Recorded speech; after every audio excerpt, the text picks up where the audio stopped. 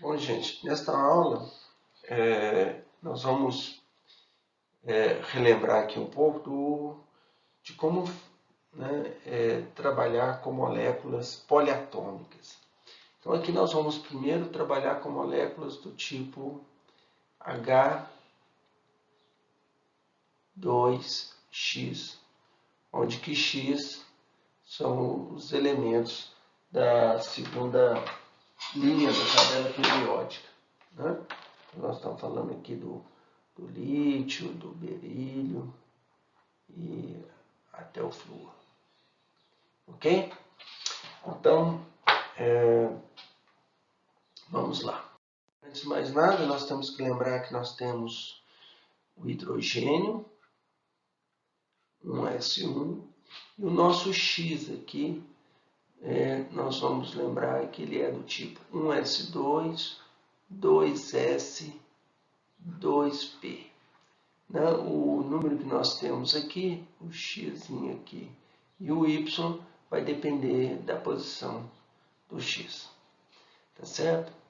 Pois bem, se nós pensarmos nessa molécula, vamos pensar inicialmente nessa molécula da forma linear. Então, HXH. Aqui é a direção Z, linear.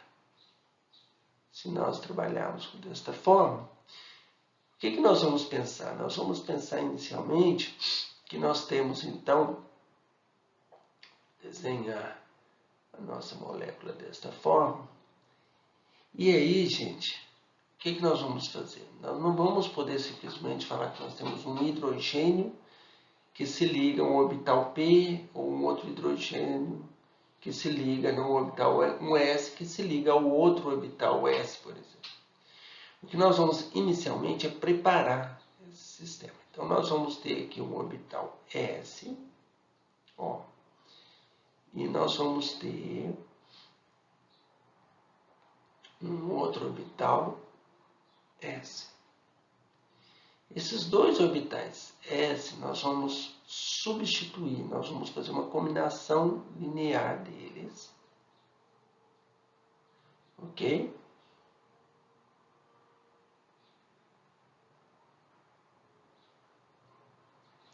Podemos somar os dois, então nós teríamos isso aqui, ou nós podemos subtrair um do outro.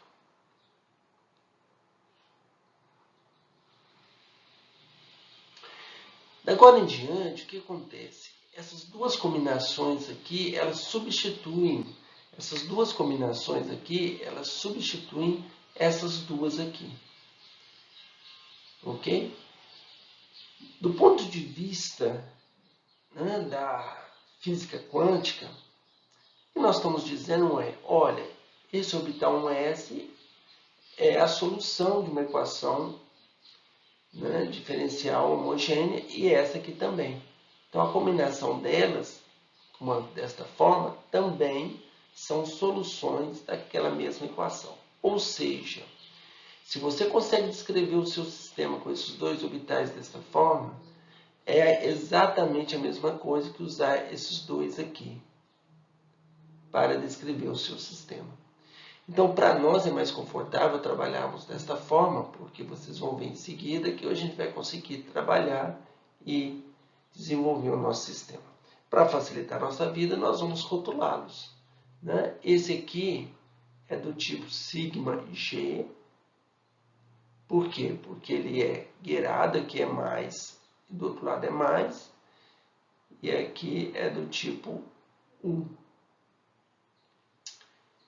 Então, agora, com essas duas combinações, quais são os orbitais aqui que podem fazer essa ligação com esse sistema? Bom, nós vamos ver que nós temos o orbital S, porque aí faz tudo aqui, e neste caso nós temos o orbital P. E ainda vão sobrar dois outros orbitais. Quais são? Aqueles que estão na direção x e y, os dois p's que são não ligantes. Então fica fácil nós imaginarmos, Nós vamos pegar aqui o nosso diagrama de energia. E vamos colocar aqui o orbital 2s, pegar aqui os dois orbitais 2p, e vamos colocar aqui os orbitais σu e σg. Lembrando que com o orbital s, eu consigo fazer orbital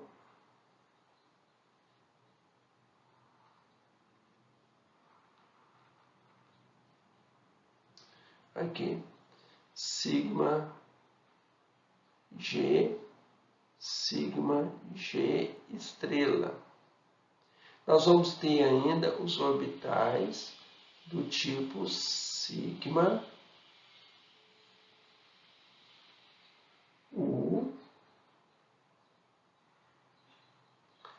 Nós vamos ter aqui o sigma U e sigma U estrela.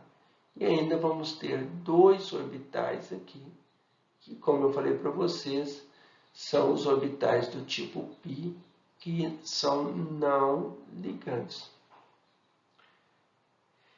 Então, observem agora para vocês que nós podemos, né, pensar aqui que eu vou colocar HH, sigma G e sigma U. E nós podemos colocar aqui o nosso X aqui, né, que poderia ser lítio, berílio e assim por diante. Lembrar que nós temos um elétron em cada um deles aqui. Então, se nós temos dois elétrons, vai depender agora de qual é o X, para eu saber a quantidade de elétrons que nós temos. Então, de um modo geral, eu vou ter este orbital aqui ocupado, certo? Se eu for até o berílio, vamos supor, eu vou começar a ter orbitais berílio. É 1s2, 2s2. Então, eu tenho esses dois orbitais preenchidos. Vamos lembrar que a ordem de ligação desse sistema, por exemplo, BeH2 vai ser 4 menos 0 sobre 2. Então, isso vai dar 2. Mas lembre-se que 2 é para o diagrama como um todo, que envolve quantas ligações químicas? 2. Então, a ordem de ligação para cada ligação HBE é 2 dividido por 2, que é igual a 1. Tá certo? Acontece, gente, que se eu colocar agora, for para o próximo, o que vocês acham que vai acontecer? Ora, se eu pensar agora, né, no caso de quem? Do B, vamos pensar no CH2, o que vai acontecer? Ora, o CH2 eu vou ter aqui 2 elétrons a mais, e eu vou ter agora 2 elétrons aqui. E aí são 2 elétrons em orbitais não ligantes. Isso é bom? Olha, o que acontece? Não vai fazer efeito nenhum, né? A ordem de ligação vai continuar exatamente a mesma. Então surge aqui, gente, a seguinte questão. Será que a natureza dessa molécula CH2 não vai querer trocar, quebrar essa simetria e fazer com que a molécula fique ligeiramente angular para que algum desses orbitais π possa fazer a ligação química? Vamos lembrar que se eu fizer isso e isso, esta ligação aqui, o que nós vamos ter? nós vamos ter um orbital aqui, além do orbital S, que vai poder fazer a ligação, continuar fazendo a ligação com os dois. Eu também vou ter um orbital P, que antes era não ligante, e que agora ele passa a ser ligante. Ele era não ligante, mas agora ele pode interagir aqui. E qual que é a vantagem disso? É porque agora este orbital P aqui, ele tem um elétron, ou dois, né? A partir do carbono, do boro, ele vai ter um elétron ou dois. Então ele pode fazer ligação. O outro que está saindo do quadro aqui, né? Saindo da tela, esse vai continuar sendo não ligante. Então a pergunta que se coloca, como é que ficariam esses orbitais? Então vamos desenhá-los aqui novamente. Feito esse raciocínio, vamos ver como é que ficaria, né? Então, de novo, eu teria duas possibilidades de organizar esses orbitais S do hidrogênio. Eu tenho esta possibilidade, mais, e eu tenho esta possibilidade, que é mais, menos. Tá certo? E nós vamos chamar isso, né? Nós vamos chamar este agora, usando esses A1 e B1 aqui. Eu não vou entrar em detalhes de onde que vem, mas isso vem de uma teoria chamada teoria de grupo, que isso é dado em cursos mais avançados. Neste momento, eu quero discutir com vocês apenas a questão de como que esses diagramas funcionam, né? Isso, então, tem que ser dado para vocês, ok? Mas o importante é que isso vai nos dizer, nos caracterizar a simetria desses orbitais. Então, A1 e B1. Pois bem, e agora quais os orbitais que podem fazer ligação com esse A1? Então nós temos a possibilidade, né, do orbital S. Então esse orbital S também vai ser chamado de A1, porque ele se consegue, tem a mesma simetria. Mas também tem um outro que vai ser chamado de A1, que é o orbital, esse orbital P. Vamos chamar aqui de Px. Então nós temos esses três orbitais. E aqui? Bom, aqui nós vamos ter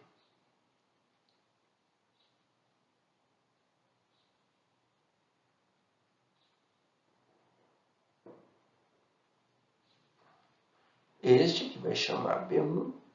E ainda vamos ter aquele orbital não ligante, que é aquele que sai para lá e vem para cá, né? Espero que vocês estejam percebendo. Ele sai do quadro e esse vai ser chamado B2 e vai ser não ligante. Então agora vamos ver o que vai dar essa história. Bom, de novo, nós vamos então preencher aqui o nosso orbital, ó. E eu vou continuar aqui tratando aqui do 2S e 2Ps. E do lado de cá eu vou ter os meus orbitais A1 e B1, que vem lá dos hidrogênios, né? Tá certo? Então eu vou ter agora, observe que eu vou ter três orbitais A1, eu vou ter esse S que é do tipo A1 também, e eu tenho um desses orbitais P que é do tipo A1. Então, se eu tenho 3, geralmente isso vai me levar a um orbital ligante, um orbital antiligante e um orbital menos ligante, se vocês quiserem, que tem um caráter ligante menor, que nós vamos colocar aqui assim. Então, nós podemos agora colocá-los aqui. Eu posso até pontilhar isso aqui, ó, que claro, ele está muito longe, né, da energia do orbital. Aqui, A1, A1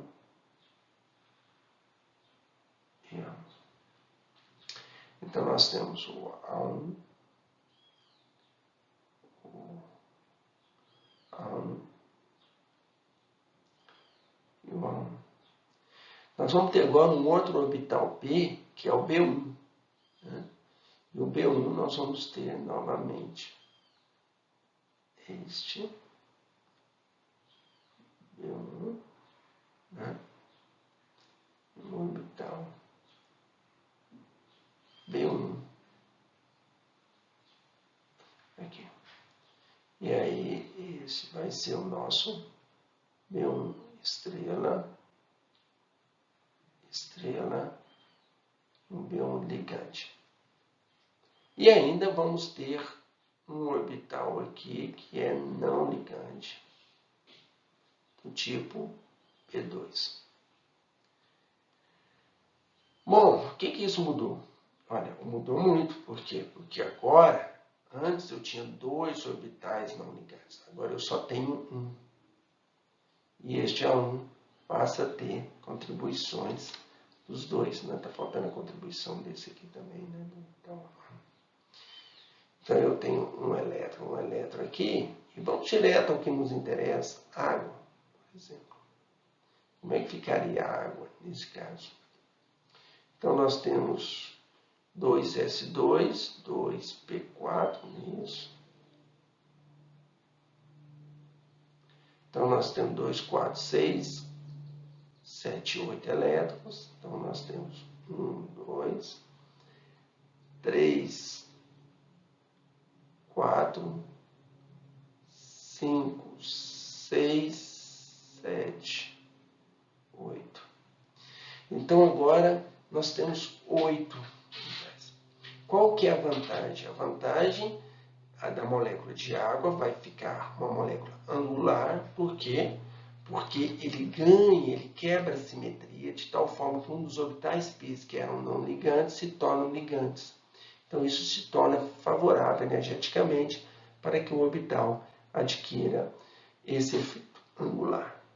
Então, a gente pode imaginar que a partir do momento que você vai quebrando essa ligação, vai saindo de 180 para valores menores do que 180, esses orbitais vão se alterando de energia de tal forma que vai adquirindo uma configuração aproximadamente com essa.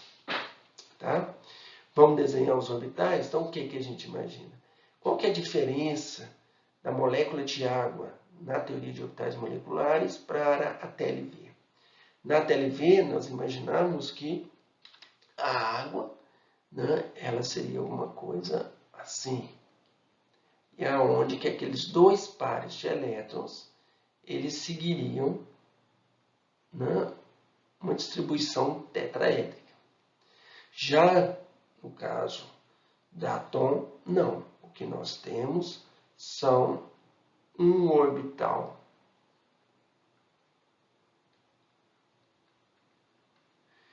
Esses 2 orbitais estão ligando aqui embaixo, que é esse primeiro A1 e B1. E nós temos esse A1, que é algo que é assim. Né? E temos o B2, que é assim. Né? Então, esse orbital B2, ele é totalmente não ligante, mas o outro orbital, esse aqui, A1, né, ele não é totalmente ligante. Né? Ele deriva de onde? Observem que ele deriva da contribuição de um orbital P com S. Então, é como se você estivesse fazendo tipo um orbital híbrido. Né? Você tem lá aquele orbital. É como se você estivesse somando e subtraindo esses 2. Um deles vai ficar, se você somar esse S com esse P, é como se fosse um orbital híbrido do tipo SP. Né? Então, você tem um orbital híbrido, que seria alguma coisa assim.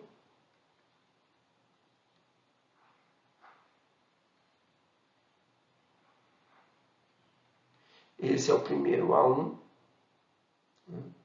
E você tem o segundo, que seria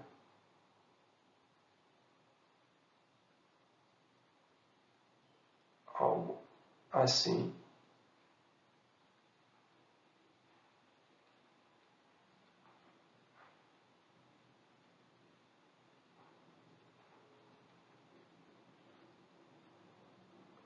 Seria um pouco, né? É como se ele fosse ligante, mas só que vocês vão ver que essa sobreposição aqui é muito pequena, então ele não contribui muito para esta força dessa ligação. Tá? E aí vocês podem me perguntar, mas vem cá, qual que está certo? É o da TLV, né, que é assim, ou é o da teoria de orbitais moleculares? Olha, o que nós podemos experimentalmente observar não são os orbitais. O que a gente observa é a densidade completa. Então, se você somar esse orbital ao quadrado, mais esse orbital ao quadrado, multiplicado por 2, que são 2 elétrons que tem nele, esse orbital, né, somar todos os orbitais, você vai ter a densidade eletrônica dessa molécula. E que vai ser exatamente igual a dessa aqui, se você fizer esse cálculo. Certo? Então, nós vamos ver isso logo em seguida. Vamos pegar as figuras lá do livro do Atkins para a gente interpretar aquilo lá de forma correta. Aqui nós temos o desenho que eles desenharam para nós. Então, está aquele orbital que a gente chamou aqui de sigma U, esse de sigma G. Observe que você sai daqui, passou, chegou aqui. Né? Enquanto que isso é para o angular, para o linear é a mesma coisa. Então, esse a gente chamou de sigma G, desculpa. Esse aqui nós chamamos de A1 e B1. Está aqui, ó, A1 e B2. Tá bom? E agora? Agora, observe esse gráfico. Então, nós temos aqui o sigma G, sigma U e o π. Né? Observa, sigma G, sigma U e os dois orbitais p que a gente não ultrapassa. Quando você vai mudando o ângulo, né, para ficar desta forma, os orbitais vão se alterando de energia. Observa. Então, na prática, o que acontece? Enquanto você está trabalhando, você só tem 4 elétrons, tipo BeH2, o que acontece? Olha, se você pegar a energia disso mais a energia disso multiplicar por 2, você vai ver que é muito melhor ele ficar a 180 graus do que ele adquirir qualquer angulação. Por quê? Porque esse orbital B2 vai subir de energia. Agora, quando você começa a colocar um elétron aqui em cima, né, então se você pegar aqui assim, 1, 2, vamos pensar no boro, que tem um elétron a mais do que o BH2. Observa que vai ter uma combinação aqui que ele vai preferir quebrar um pouquinho a simetria de tal forma que o que você está perdendo de energia aqui, você está ganhando, tanto aqui quanto aqui. Então, existe algum ponto aqui, entre 180 e 90 graus, que vai ser preferível. Se você coloca um segundo elétron, então ele vai ficar mais inclinado ainda. Né? Quando a gente chega na água, que tem 2 elétrons em todos esses orbitais, você chega lá no valor de 104, 108, por aí, né? Graus, que é o que é observado. Tá? Para quem ainda não visualizou os orbitais, estão aqui. Observa que, no caso, né, no slide anterior, eu inverti aqui essa letra, né? Mas é só para mostrar. Isso aqui, então, é o B1, que seria o equivalente ao B2 lá no outro, tanto faz, depende do como se define. Esse é o orbital não ligante, tá vendo? Ele não tem jeito de fazer ligação nenhuma com esses S. Mas esse aqui tem, ó, que ele está no mesmo plano da molécula. Então ele consegue fazer essa ligação e essa. Né? Da mesma forma que esse aqui também. Tá certo? Pois bem, então é isso que eu gostaria de está falando.